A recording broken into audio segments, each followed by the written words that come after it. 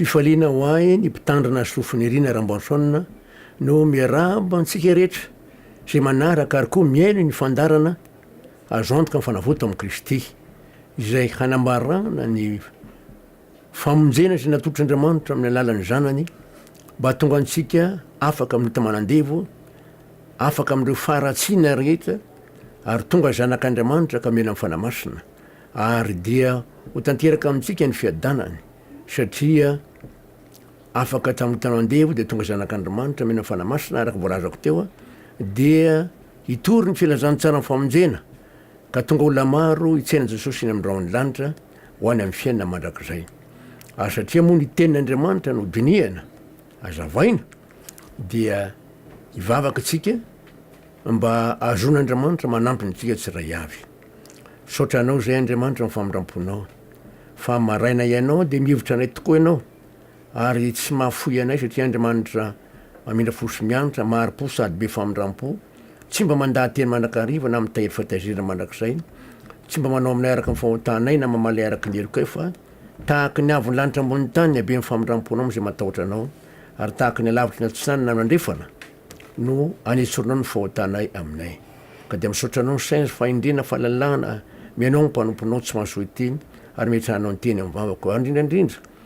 hitondranao ny teny ho an'ny olona maro mba ahafantarany ny sitraponao mba tonga azy ana fiaina mandrakizay amin'ny alalan'i Jesosy Kristy Tompo ka dia ho anao ny dera, ho anao ny saotra, ho anao ny voninahitra ary amin'ny anaran'i Jesosy Kristy Tompo no naniratana zany vonako izany saotra Andriamanitra. Amen, alleluia. Efa ndinitsika teto nombony amin'ny aretina efa nafantarina koa ny amin'i Jesosy Kristy izay nombona teo amin'ny fijaliana na afaka antsika tamin'ny tamin'andevo satria rehefa nataon'Andriamanitra tao amin'i Jesosy zao tontolo zao dia zao tontolo zao mihitsy mivomba miaraka amin'i Jesosy teo amin'ny fijaliana araka voalaza ny Galatiana 5:10 manambarana zany satria Andriamanitra tsy mba nanavakavaka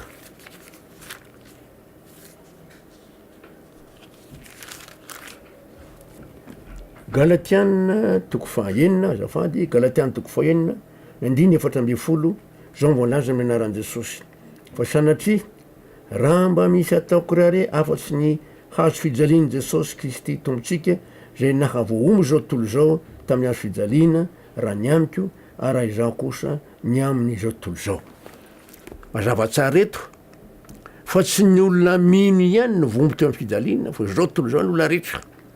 satria ny ten'Andriamanitra haitsika tsenjery manao hoe fa toy zao no ny itiavan'Andriamanitra zao tontolo zao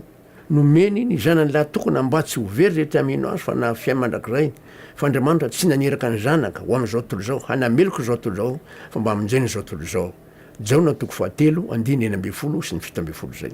zao tontolo zao mihitsy ny tian'Andriamanitra vonjena ary rehefa nataonany manatao amin'i Jesosy dia niara vomby tamin'i Jesosy teo amin'ny fijaliana ny olona rehetra tsisy akanavaka satria misy olona miteny hoe za dia tsy mba tian'Andriamanitra tsy ary rehefa fantantsika zany mandre zany tsika dia koa ny ten'Andriamanitra amin'ny Galatiana 2:20 ho an'izay mino amin'izay ny anaran'i Jesosy Kristy Tompo Galatiana 2:20 Galatiana 2:20 amin'ny anaran'i Jesosy voombo miaraka amin'i Kristy amin'ny hazo fijaliana tsy zany ntsony mivela fa Kristy mivela ato anatiko fa izay velomako ankehitriny eo amin'ny nofo dia velomako amin'ny finoana ny zanak'Andriamanitra zay efa tiaka notra ny teny amin'ny dia. Zao tontolo zao mihitsy no voombo araka ny vakitsika tao amin'ny Galatiana 2:4 tsy natao tao amin'i Jesosy tsy akanavaka kanefa ho an'ny olona zay tena mitady famonjena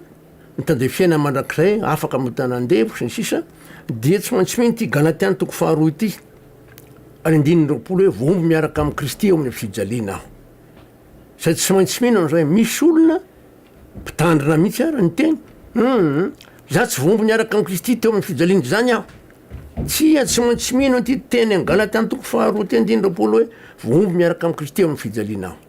Rehefa novombona teo amin'ny fijaliana Jesosy Kristy Tompo dia nandatsaka ny rany izy ary zay indrindra zao ny lesitsika manarak'izao hoe ny amin'ny ran'ny Jesosy Kristy Tompo antoko ny fanafahana sy famelan-keloka ary fiarovana antsika satria nole raha io misy antony lehibe nahoana moa no ran'ny Jesosy no resahana araka ny ten'Andriamanitra ao amin'ny Levitikosy toko fafito amby folo de misy teny toy zao. Levitikosy fito amby folo andininy ndraiky amby folo. Ovakitsika amin'ny anaran'i Jesosy Kristy tompo zany. Levitikosy fito amby folo andiny ndraiky amby folo amin'ny anaran'i Jesosy manao hoe fa ny ainy nofo de ao amin'ny raha. Omeko anareo zany atao ambony alitara hanavotana ianareo. Zero tsara eto anao fanavotana ho an'ny ainareo fa ny rano manao fanavotana satria ainy zany. Mazava tsara ny teny'Andriamanitra eto amin'ity Levitikosy fito amby folo andininy ndraiky amby folo ty. Zay averiko amin'ny mamaky azy de amin'ny anaran'i Jesosy hoe fa ny ainy nofo de ao amin'ny raha. Ary nomeko anareo zany atao ambonin'ny alitara hanao fanavotana ho an'ny ainareo fa ny rano manao fanavotana satria ainy zany. Raha vakina ny te frantsay de zava-dehibe tokoa no ambarany ao. Lévitique chapitre 17 verset 11 de hita ty mazava mihitsy ny fanambarany ny teny'Andriamanitra. Lévitique chapitre 17 verset 11, nous lisons au nom de Jésus-Christ. Car l'âme de la chair est dans le sang. Je vous l'ai donné sur l'autel afin qu'il servît d'expiation pour vos âmes. Car c'est par l'âme que le sang fait l'expiation. Et ce qui demande à un petit français, car l'âme de la chair est dans le sang. Je vous l'ai donné sur l'autel afin qu'il servît d'expiation pour vos âmes. Car c'est par l'âme que le sang fait l'expiation. Hitantsika fa ny raha zany manao fanavotana, fanafahana ny fanahintsika ny atsika. Zay natonga ny Jesosy nandasaka ny rano satria raha misy ny aina. L'âme de la chair est dans le sang. Ao amin'ny raha misy io ka ivonjena zany ny aitsika. Ka zay nanor'Andriamanitra ny raha ny Jesosy anavotana ny aintsika mba tsy ho velontsika. Zay zany zavatra mitranga. Inona koa ny antony nanor'Andriamanitra Jesosy ny rahany? Ao amin'ny Exodosy toko faharoa amby folo. Rehefa namono ny zanak'ondry ny Pasika ny zanak'Israely de nasiana raha teo amin'ny tatombaravana sy ny tolana roa. De tena na raha. Ina ny antony? Zao ny ten'Andriamanitra satria Andriamanitra andalo amin'ny tany Egypta matonalina. De zao voalaza amin'ny Exodosy roa amby folo andininy telo amby folo. Exodosy roa amby folo andininy telo amby folo amin'ny anaran'i Jesosy Kristy tompo manao hoe ary ny raha de ho famantarana ho anareo eo amin'ny trano zay itoeranareo. Ary raha mahita ny raho dia handalo anareo ka tsisy loza andringenanareo raha mamely ny tany Egypta. Ny raha zany rano zanak'ondry teo amin'ny tatombaravana sy ny tolana roa de antoka fiarovana ny olona mipetraka amin'ny trano. Satria zava-dehibe amin'Andriamanitra io raha mipetraka io misy antony. Vakitsika ny andininy telo amby roapolo. Exodosy roa amby folo andininy telo amby roapolo. Exodosy roa amby folo andininy telo amby roapolo amin'ny anaran'i Jesosy manao hoe fa Yahvé handeha amely ny Egyptianina ary raha mahita ny raha eo amin'ny tatombaravana sy ny tolana roa Yahvé dia andalo ny varavarana ka tsy avelony hiditra ao an-tranonareo hamelinareo ny mpandringana. Le raha zany de misy heviny lehibe amin'Andriamanitra. Le raha teo amin'ny tatombaravana sy ny tolana roa. Fanambarany zany fa ny olo ao amin'le trano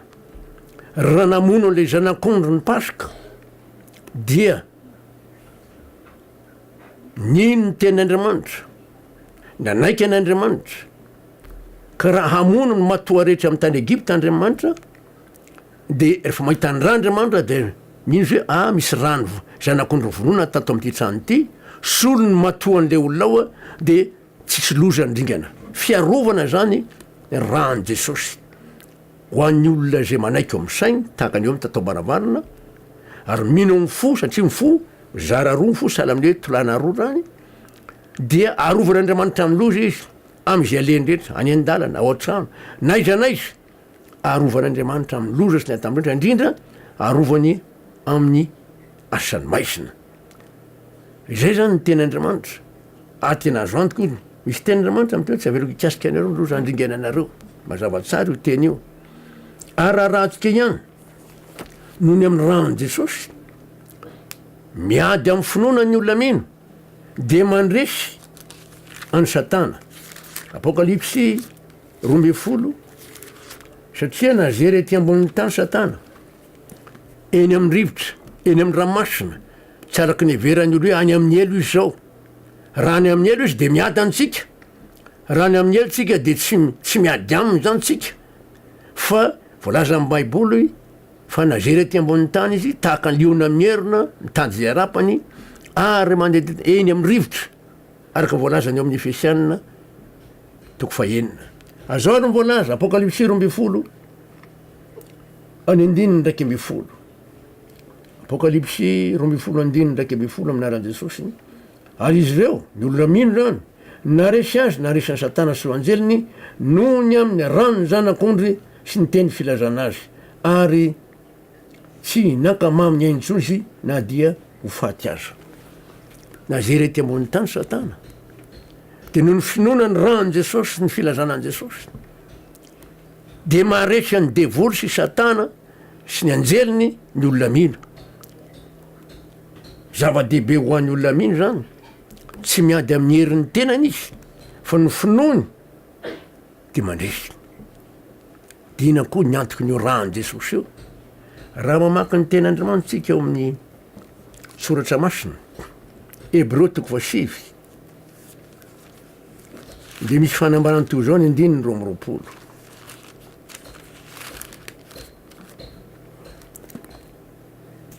Hébreux 7 ny 9:20 amin'ny anaran'i Jesosy. Ary saika diovina amin'ny raha avokoa ny zavatra rehetra araky ny lalàna fa raha tsy misy raha latsaka de tsy misy famelan-keloka. Ny ranony Jesosy antoky ny fanadiovana inona ary fanadiovana fotsika ho afaka amin'ny faharatsiana rehetra, fanadiovana hatramin'ny heritreritra voalaza amin'ny Hébreux 7 ihany satria saika diovina amin'ny ranony Jesosy finoana ny ranony Jesosy avokoa ny zavatra rehetra mikasika any amin'ny fahotana ny faharatsiana rehetra eo amin'ny tenantsika zany. Zay ny voalaza eto. De zao voalaza amin'ny Hébreux 7 any andininy 13 sy 14. Hébreux 7 andininy 13 sy 14 ovakitsika amin'ny anaran'i Jesosy Kristy tompo zany. Fa raha ny ran'osolahy sy ny ran'ombolahy afafy ary ny laveny mahatomboavy afafy am'izay voaloto no manamasina hatramin'ny fanadiovana ny nofo maika fa ny ran'ny Kristy zay nanatitra ny tenany tsy manantsiny ho an'Andriamanitra tamin'ny alalan'ny fanahy mandrakizay no hahadio ny fieritrretina ho afaka amin'ny asamaty mpanompoana roa an'Andriamanitra velona. Etsika de misy filazana hoe fa rany ran'ombolahy,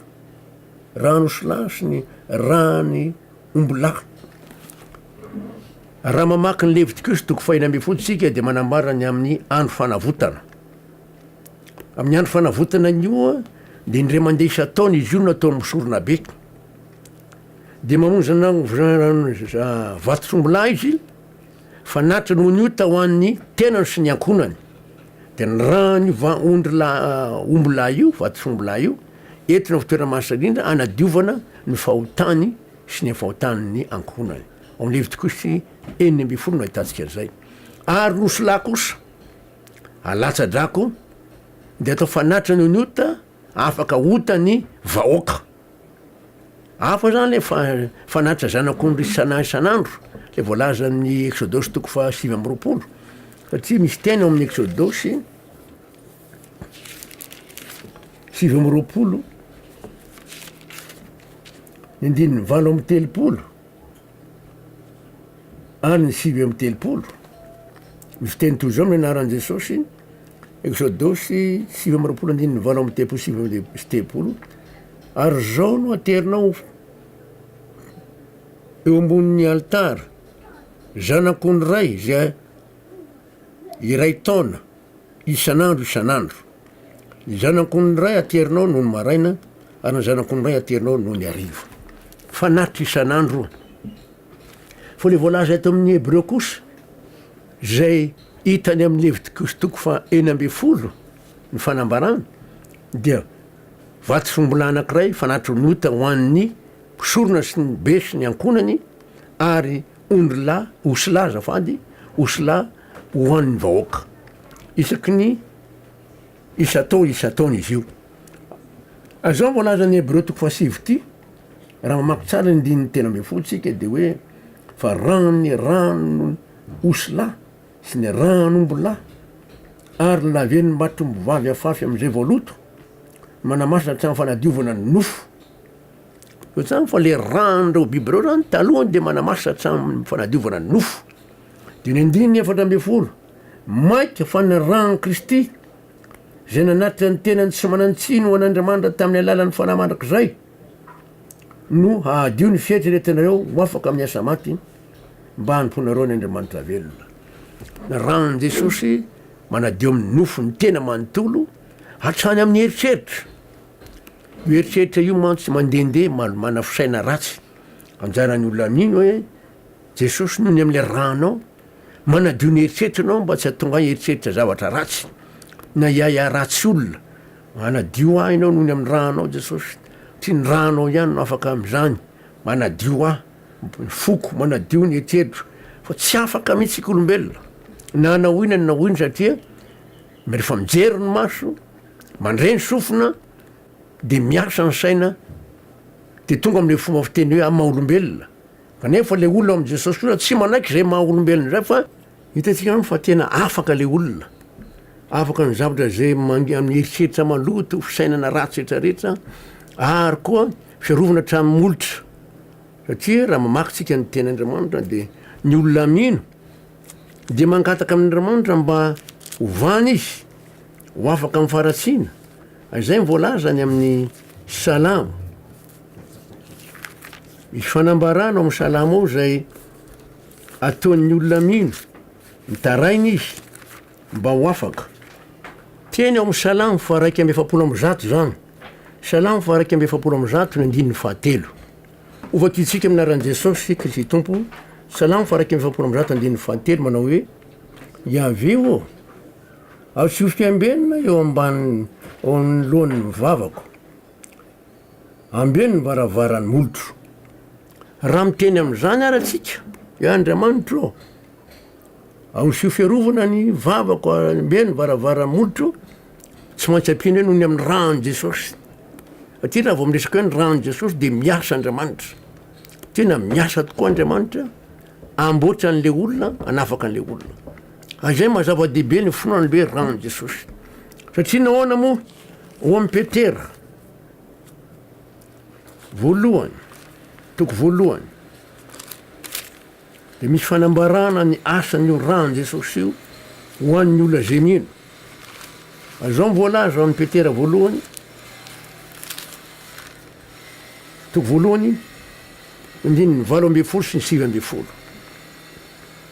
Petera voalohany toko voalohany andininy 8:20 sy ny 9:20 amin'ny anaran'i Jesosy manao hoe fa fantatrareo fa tsy zavatra mety ho simba tahaka ny vola fotsy sy ny volamena no nanavotanareo tamin'ny fitondran-tena adala zazoreo tamin'ny hitondrazana fa ny rano soan'i Kristy toy ny rano zanak'ondry tsy misy kilema ary tsy misy pentimpentina mazava tsara ny ten'Andriamanitra eto am'izany asa sy ny herin'ny rano Jesosy satria raha vao miresaka hoe ny rano Jesosy de miasa amin'ny fanamasina azao voalaza eto ho fantatrareo fa tsy zavatra mety ho simba tahaka ny vola fotsy sy ny volamena no nanavotareo tamin'ny fitondran-tena adala zay azoreo tamin'ny hitondrazana fa ny rano soan'i Kristy rano zanak'ondry tsy misy kilema tsy misy pentimpentina manan-kery ho rano Jesosy io to afaka amin'ny eritreretritsika to afaka amin'ny fahazandratsika to afaka amin'ireo zavatra amolotra amin'ny teniteny foana na maso vetaveta de miresaka tsika eo jesosy ny am'le ranao manantena fa nafaka ainao amonjy anao ho afaka am'zany asa maiziny zany asa nofo zany ndresaka taminao te hoe raha vao miresaka ny rano jesosy de miasa mifanamasina ao am'baiboly man ao am'baiboly a ny fanamasina de hoarina amin'ny diloilo fanamasina de hoarina amy diloilo ka raha hoarina amy diloilo de raha atsika ny tenin'andriamanitra amy levitikosy 4:10 levitikosy 4:10 misy fanambarany amin'ny olona boka ho diovinao ny abokana de ny tandindona manambara ny amin'ny fahotana ka levitikosy 4:10 manomboka ny eo ny andininy 4:10 ka hatramin'ny 20 misy teny zay tokony hovakiana azao mivoalaza ao amin'ny anaran'i Jesosy levitikosy 4:10 andiny 4:10 ka hatramin'ny 20 amin'ny anaran'i Jesosy manao hoe de angalagny motsorona ny rano fanatim-panonerana ka any an-tenany mitendro ny rafitsofiny ankavanana lay hodiovina sy ny ankibe tanany ankavanana any ankibe tanany ankavanana ary ny diloilo zay ray loga dia angalagny motsorona ka handinany eo ampelantanany ankavia dia atsoboko ny mpisorona ny fanondrony ankavanana eo amin'le diloilo zay eo amin'ny tanany ankavia ka afafiny impity eo anatreny ave ary ny diloilo sisa eo ampelantanany dia any an-tena mpisorona mitendry ny rafitsofiny ankavanana lay hodiovina sy ny ankibe tanany ankavanana any ankibe tongony ankavanana am'lay nasina ny rano fanatim-panorenana ary ny diloilo mbola sisa eo ampelantanany mpisorona dia ataony amin'ny lohan'lay hodiovina ary hanao fanavotana eo ho azy eo anatreny ave mpisorona ary ny mpisorona dia anatitra ny fanatitra no niota ka hanao fanavotana ho an'le hodiovina ahafahany amin'ny falitony ary rehefa afaka izany dia mono ny fanatitra hodorina izy zay zany zavatra hitatsika eto ola hodiovina io tahaka antsika hodiovina de zao voalaza hoe rano fanatim-panonerana analan'ny mpisorona de anetena ny rafitsofiny ankavanana le hodiovina ny ankibe tanany ankavanana any ankibe tongony ankavanana rehefa zany de maka diloilo ray loka izy ne ataontsika hoe tavoangy zany de andinany eo amy tany ankavia igny de atsoboky ny fisoronao ny fanondrony ankavanana de afafiny impito anatriany ave ary rehefa zany de anentenany amin'ny diloilo io le eo amin'ny sofiny ankavanana izay nanetanana ny nasina rà de amin'ny asiny diloilo koa amin'ny ankibe tanany eo amin'ny asina rà any ankibe tongony asina rà le rà fanadiovana manadio ny faritra ny lo zany a ny tanana fanadio ny tenina any tongotra ny tongotra mandendeha fa voadio reny zany a de niasa zany ny fanamasina le diloilo ary ny ambony diloilo de ataon'le mpisorona ambony lohan'lay hodiovina zany hoe batisa ny fanamasina ary zay zany nataon'Andriamanitra mihitsy amin'ny olona ho an'zay olona hodio satria saika diovina amy raha avokoa ny zavatra ezaka lalàna ka rehefa voadio de miasa le fanamasina amisaina fahendrena nitarika an'le olona ary zay mazava-dehibe ny erisany hoe ny rano Jesosy rehefa mamoaka demonimo zay dia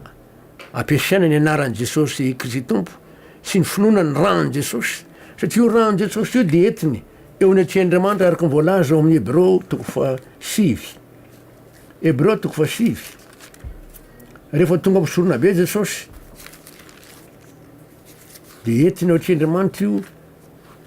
raha io amin'ny anaran'i Jesosy Tompo manao hoe Hebreo 5 andiny 12 sy ny 12 Hebreo 5 andiny 12 sy 12 amin'ny anaran'i Jesosy fa Kristy kosa rehefa tonga mpisorona be ny amin'ny zavatra tsara ho avy de namaky teo amin'ny taberna kely lehibe lavitra sady tsara lavitra zay tsy nataony tanina izany hoe tsy hitsany zao zavatra ary zao ary tsy mba nitondra ny rano ny osilana ny rano zanak'omby izy fa ny rano ny tenany de niditra ny ray mandeha ao amin'ny fitoerana masina ka nahazo fanavotana mandrakizay fanakao amin'Andriamanitra Jesosy de nitondra ny rano nazona fanavota mandrakizay, nazona famelan-keliko, nazona famondram-po ho an'ny taranak'olombelona rehetra zay mino satria natao an'izao tontolo zao zany rana Jesosy nalatsako zany. Ary ny olona mino afaka miditra ao amin'ny fitoerana masindrina miaraka amin'i Jesosy satria ao amin'i Jesosy le olona. Hébreu 7:20 satria miaraka amin'i Jesosy amin'ny finoana bako amin'ny Andriamanitra zao ary voalaza amin'ny anaran'i Jesosy.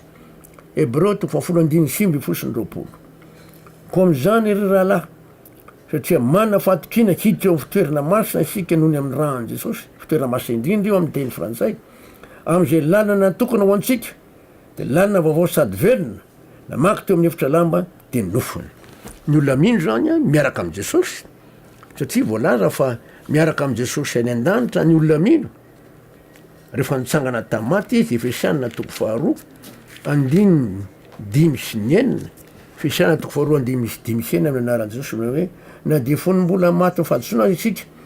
de navelo antsika niaraka tamin'i Kristy. Andriamanitra navelo antsika fahasaovana aminjena antsika famonjena anareo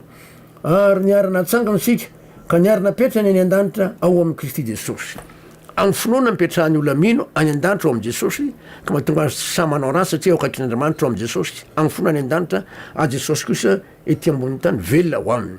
Ary rehefa niditra eo fitoerana masina iny Jesosy miaraka amin'ny olona mino, miaraka amin'ny rahany namaky teo amin'ny efitra lamba de nofony. Le efitra lamba nampisaraka ny efitra voalohany sy ny efitra faharoa zany de manambara ny nofony Jesosy feno fahotana ka tsy afaka indray ataon'ny olona. Fa rehefa voaombitra eo amin'ny fidaliana izy tsy tsaroa hatrany ambony hatrany ambany io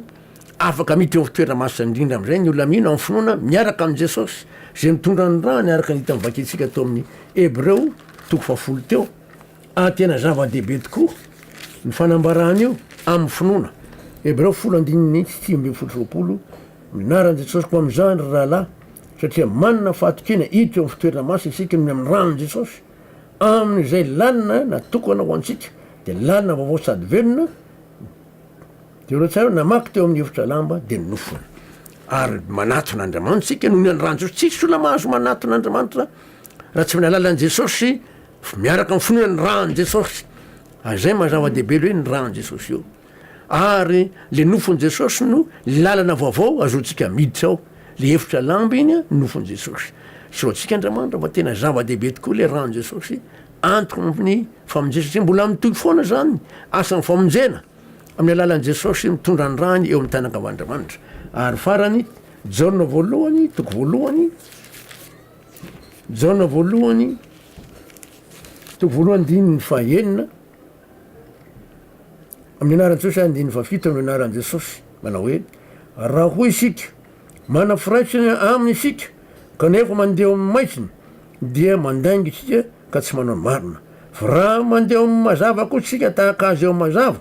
de manana firaitsana isika ary ny rahan'i Jesosy zanany no manadio antsika ho afaka amin'ny ota rehetra. Ny rahan'i Jesosy mahafaka antsika amin'ny ota rehetra faratsiana rehetra ary mahatonga antsika eken'Andriamanitra ekeno marina. Isaotsika Andriamanitra mandrakizay ny famindram-pony. Amen. Ivavaka tsika misaotra anao zay Andriamanitra fonony amin'i Jesosy mbola mifonao anay avavaka tsy tony amin'ny tanagavana mitondra ny rany de nijery anay ianao, niaino anay ianao ary nandray anay tamin'ny alalan'i Jesosy Kristy tompo. Ady misaotra anao fa afaka tamin'ireo fitondran-tena adala manadio hatramin'ny eritreritry ianao noho amin'ny rahan'i Jesosy ary mahafaka anay amin'ny fahotana ihany koa ary mahazo famelan-keloka ry fanamarina izay noho zany. Saotra Andriamanitra amin'ny anaran'i Jesosy fonany rano novako zany vavaka zany. Saotra Andriamanitra. Amen. Alleluia. Veloma mandram-piona toboko ny fahasaondriamanitra amintsika rehetra adeo tanteraka amintsika ny fikasany sapony fa mandrakizay ny famindram-pony.